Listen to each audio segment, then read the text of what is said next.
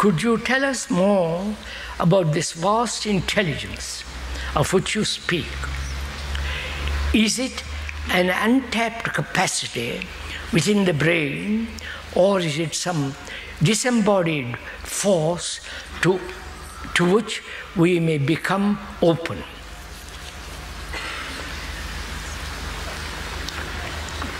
There is ordinary intelligence in there. You wouldn't be sitting here if you hadn't intelligence. Would you? You took a train, you walked, you went car, you went by a bus and so on, which is the exercise of intelligence to come here.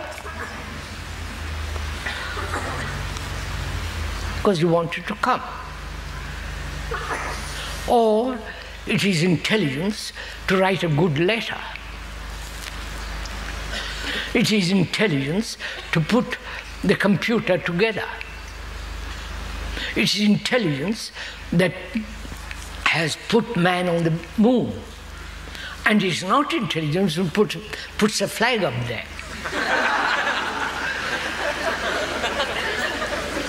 Right?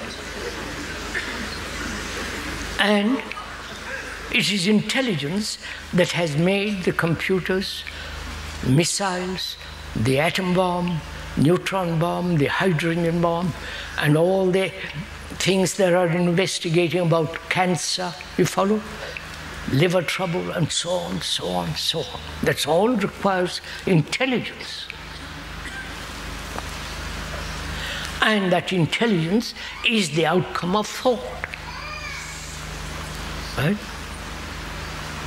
Right? But that intelligence is limited. Because it is the outcome of very careful, logical, experimental, systematic working it out, which is thought.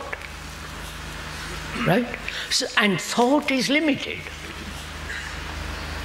Therefore, all measurement, which is technology, is limited. They're adding more and more and more every year. Right? Where there is the more, it is limited. Right? Are we together? Or the better is limited. I am better than yesterday. It's very limited.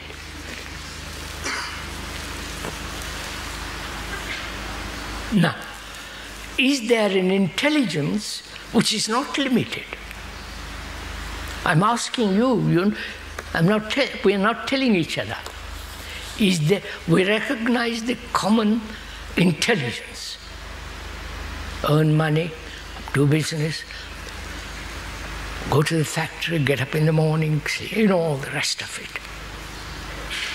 That requires certain intelligence, which is limited. Right? Because it's the outcome of thought.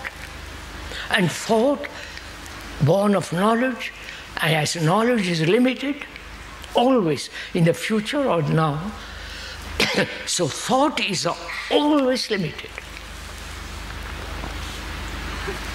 And the intelligence of thought is limited. That's simple. And is there intelligence which is not limited? Right? Now, who is going to find out? How will you find out? In what? How will you? Not how. How do you inquire? You understand me? How do you probe into this? Knowing that thought has created intelligence which is limited.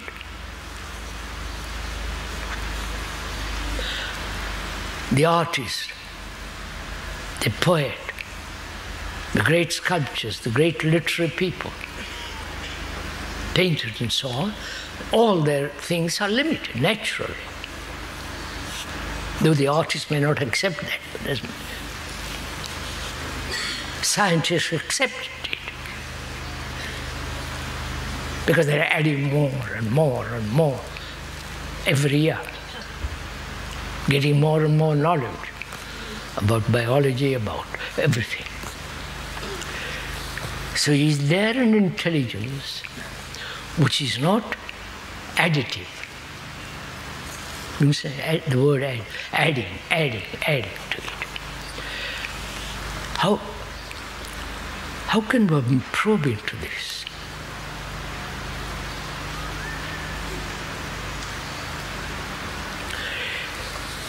To go into it together. I'm not telling you what to do, please. I'm not your guru.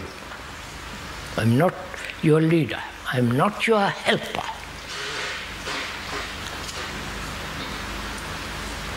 That's not cruelty.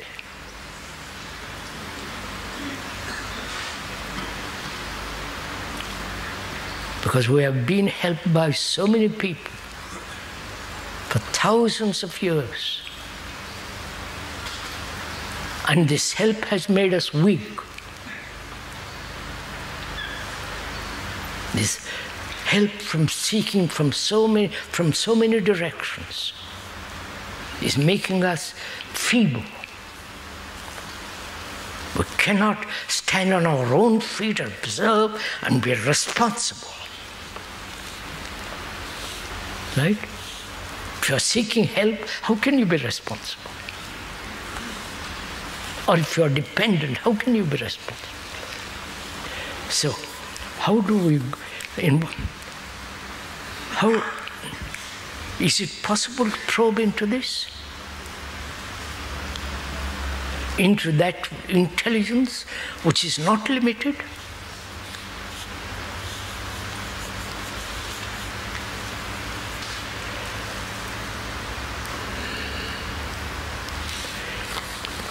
That intelligence, we don't know, right?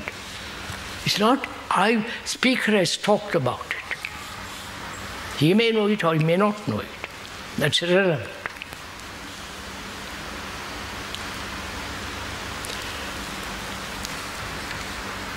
But how should you come upon it?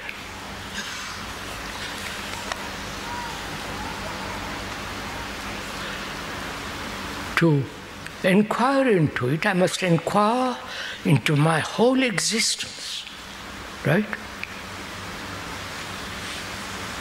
That means my existence, daily existence, not some illusory existence on another plane, another dimension and so on, superego, super consciousness, all that ideological nonsense. So, I must probe into my life.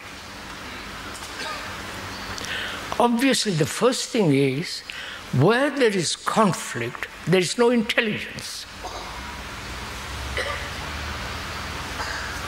Right?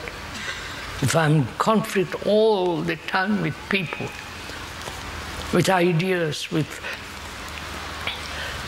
theories, opinions, right? So, is there an end to conflict? Which means, is there an end to conflict and other problems so that the brain is free? Right? Are we together, at least verbally?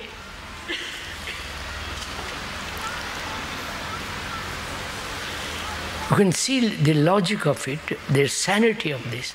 The brain is conditioned, and conditioned to conflict. I'm taking that one issue. That brain is in conflict. Where there is conflict, it is impossible to see things clearly. Right?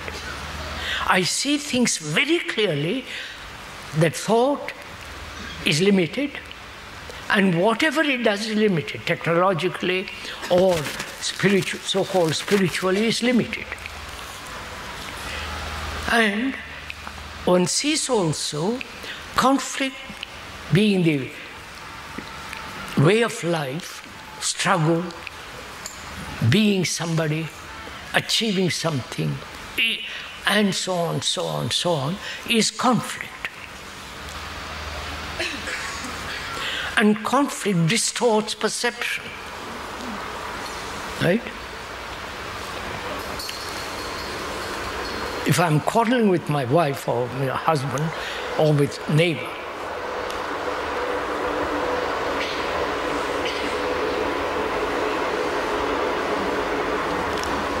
I cannot see things as they are. I won't go into it more.